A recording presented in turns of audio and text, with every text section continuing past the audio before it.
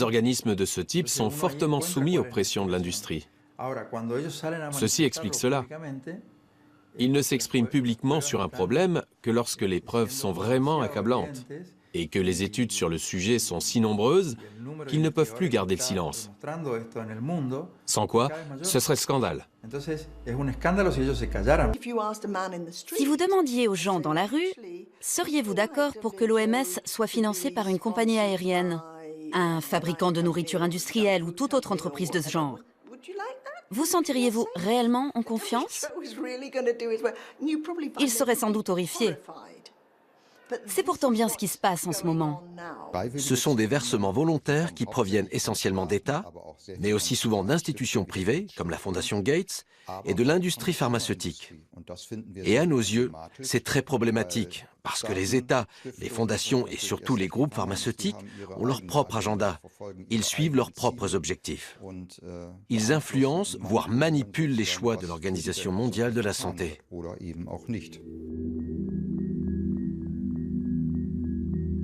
Exemple, la grippe porcine H1N1.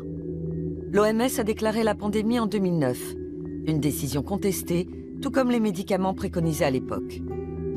En coulisses, comme on a pu le prouver par la suite, certaines personnes ont pesé sur cette décision, fait entendre leur voix.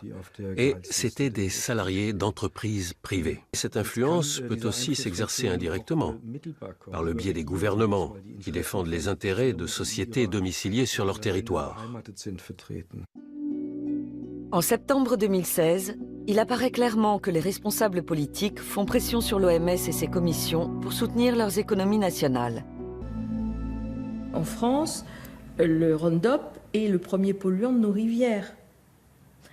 Il se retrouve en quantité importante dans les poissons et même dans le corps des gens, puisque vous avez vu qu'il y a une analyse qui a été faite de députés européens qui ont du glyphosate dans leur corps à je ne sais combien de fois la dose maximale autorisée pour l'eau potable. 48 députés européens se sont soumis à un test d'urine. Chez certains, la concentration en glyphosate était 25 à 35 fois supérieure au seuil toléré dans l'eau potable. Si en Europe, on n'a pas décelé de maladies comme en Amérique du Sud, on trouve pourtant des résidus du pesticide presque partout, dans la viande, dans le miel et même dans la bière.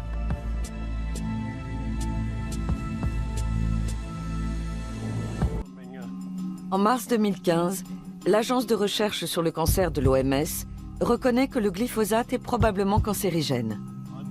Peu après, une autre commission de l'organisation déclare le pesticide sans danger. Pour de nombreux experts, cet avis a été influencé, car deux membres importants de la commission en question travaillent aussi pour un groupe de pression, l'ILSI.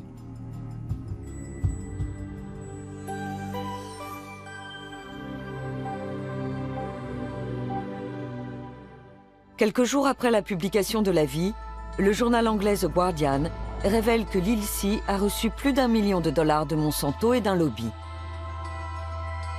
L'OMS dément avoir subi des pressions.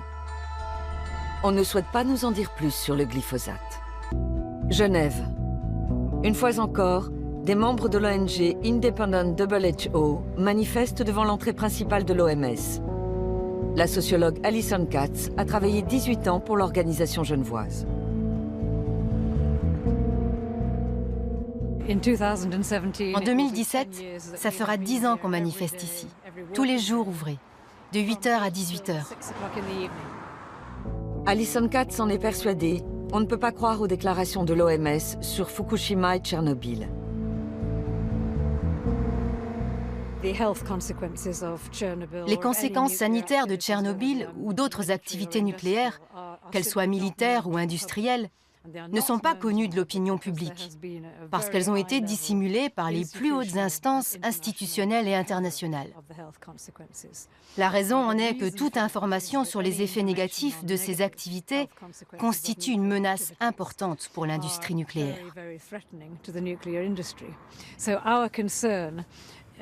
L'OMS devrait agir en toute indépendance. C'est l'autorité internationale en matière de santé et elle devrait être totalement indépendante de la filière nucléaire. Or, ce n'est pas le cas. Actuellement, au Japon, on laisse à l'industrie nucléaire le soin d'examiner les conséquences de la catastrophe de Fukushima. C'est un peu comme si on demandait à Philip Morris d'étudier les effets du tabac sur la santé. Il n'est pas possible qu'on s'en remette à l'expertise du lobby nucléaire pour déterminer l'impact sanitaire d'un accident comme celui qui s'est produit au Japon ou en ex-Union soviétique. Non seulement l'OMS s'appuie sur les informations fournies par l'AIEA, mais de nombreux membres du personnel font partie des deux organismes. Ainsi, l'Association internationale des médecins pour la prévention de la guerre nucléaire a découvert que 7 salariés de l'AIEA avaient contribué au rapport de l'OMS sur Fukushima. Lequel conclut, en dehors des zones les plus touchées, on ne prévoit pas de hausse du taux de cancer, juste une légère augmentation des maladies thyroïdiennes. Selon des experts indépendants, ce rapport édulcore la réalité.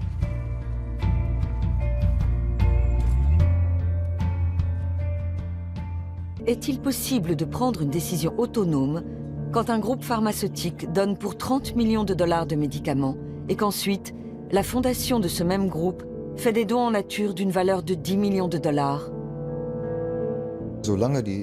Tant que l'OMS dépendra des donations, des contributions volontaires d'entreprises privées, et en particulier de groupes pharmaceutiques, il lui sera difficile de prendre des positions claires et d'agir fermement.